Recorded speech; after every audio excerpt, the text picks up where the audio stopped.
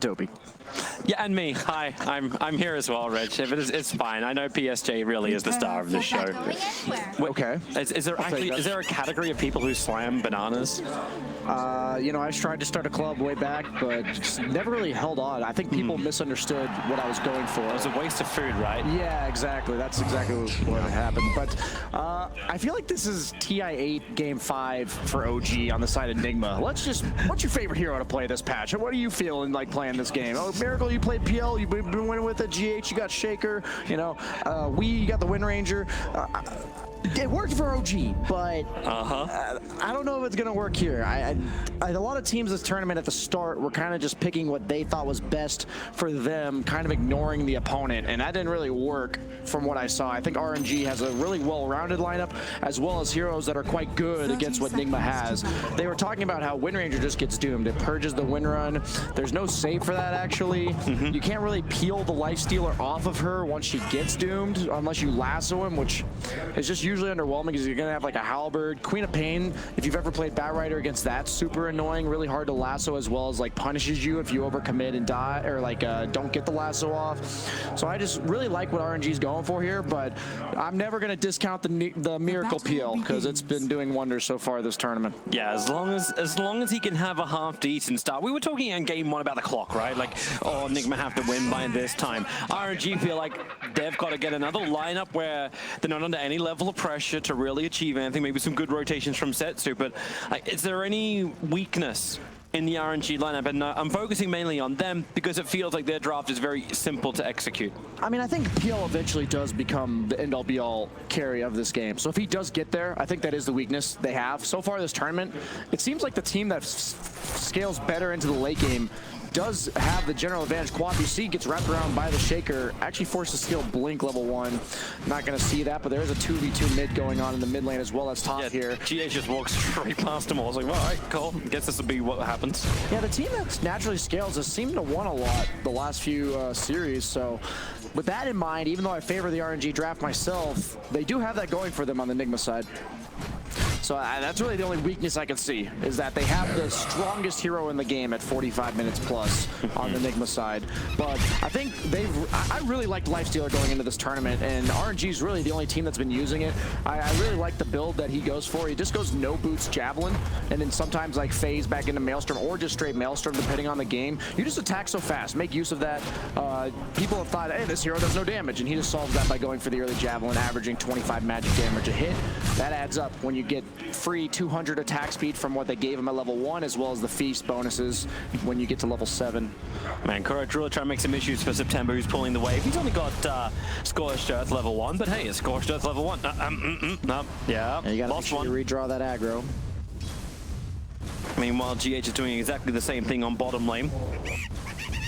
The only difference is, actually no, there is no difference, both Kuro and Superb.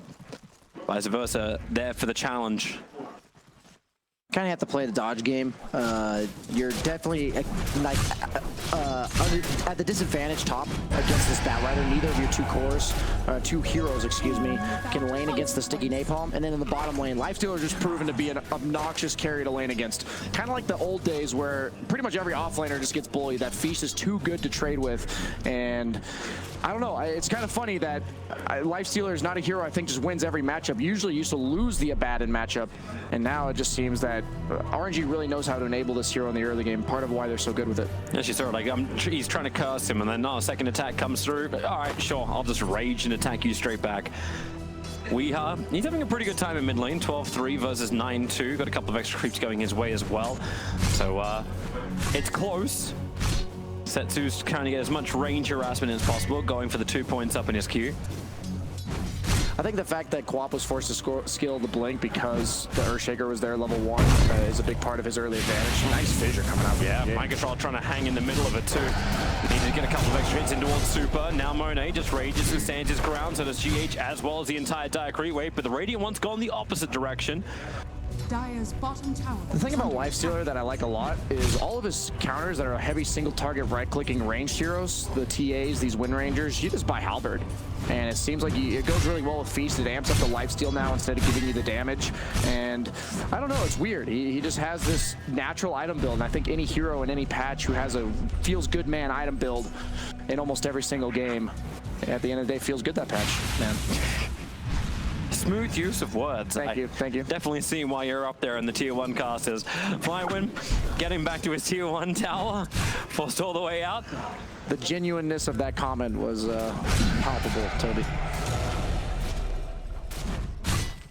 Man, he's still got 6 stacks of sticky napalm on him, Flywin. Flame Break's gonna burn pretty damn hard, and even if you're Underlord, you're not invincible. You don't control the underworld. GH looking for something of his own super. Oh, Fissure out, and the power shot super so low. I think he figured out how to get rid of the sticky napalm charges. You can just die. He's actually maxing guaranteed method. He's maxing out the dagger, interestingly enough, 3 points, and it usually co-ops in the past have just stopped at 2 points, so really looking for that lane dominance Setsu this game. GH, super hasn't left yet, and he doesn't have enough, he's got mango, so he can Fissure if he wants to consume the mango. Nice fortification timing, making sure that the power shot does not get what it's looking for. I actually like this 3 points dagger because a lot of times when you do this, it backfires because the opponent mid just goes in jungles and then you just have 3 points dagger instead of Scream to clear creep waves. But Wind Ranger, not a hero that does that.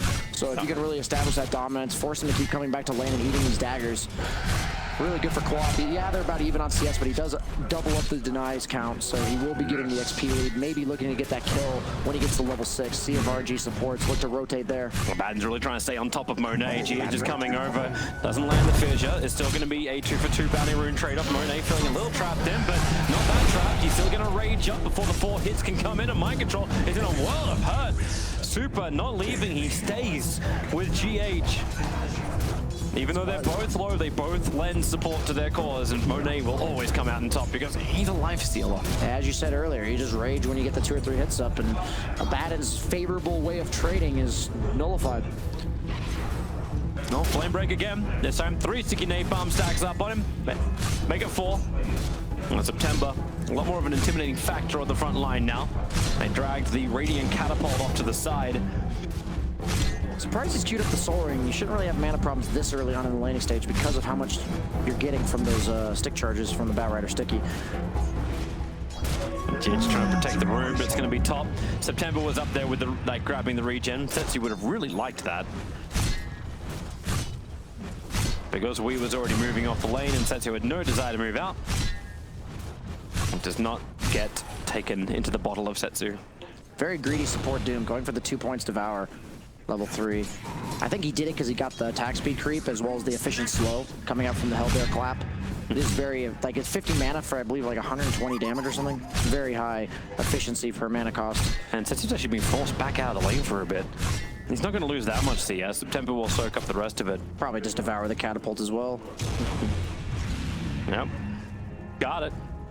Plus 76. The new Mirana of this patch. Last patch, you always had to support Miranas just killing the catapults with arrow. Mirana is always so much more interesting, though. Oh, don't you love watching Doom every single game, Toby? No. No, I don't. I really, really don't. Oh, I'm sorry. I think Icefire misunderstood that. That's why I didn't nerf him enough right before. Yeah, that's why I didn't buff techies either. Yeah. That's my one for the day. You always get one, Toby. The Dire Observer was nice and deep. Mind Control also quite deep. September and Super, 2 supports moving down to make sure this Abaddon does not have a free game with...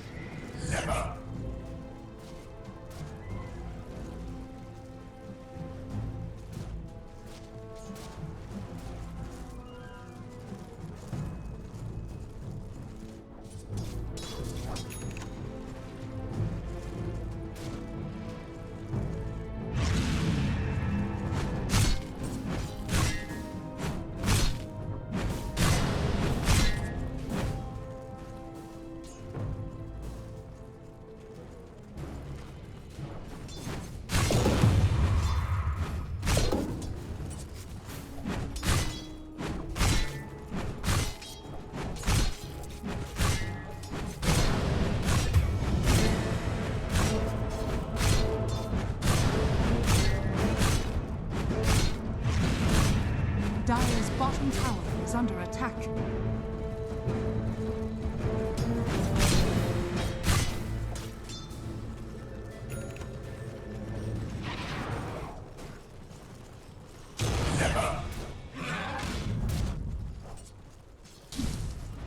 Radiant's bottom tower is under attack.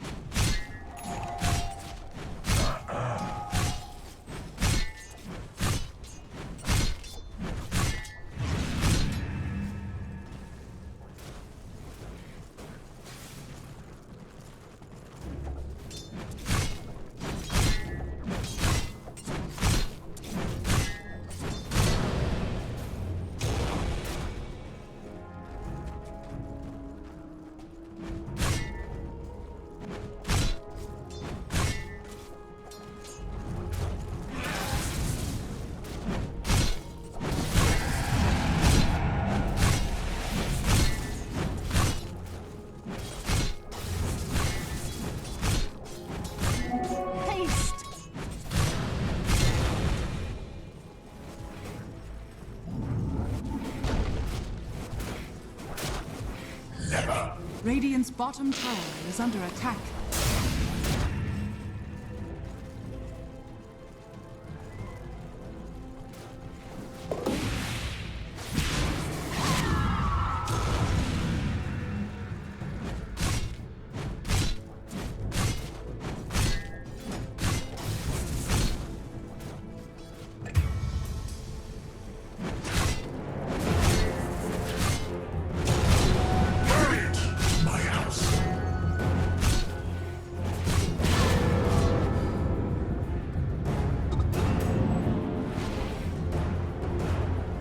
Radiant's top tower is under attack.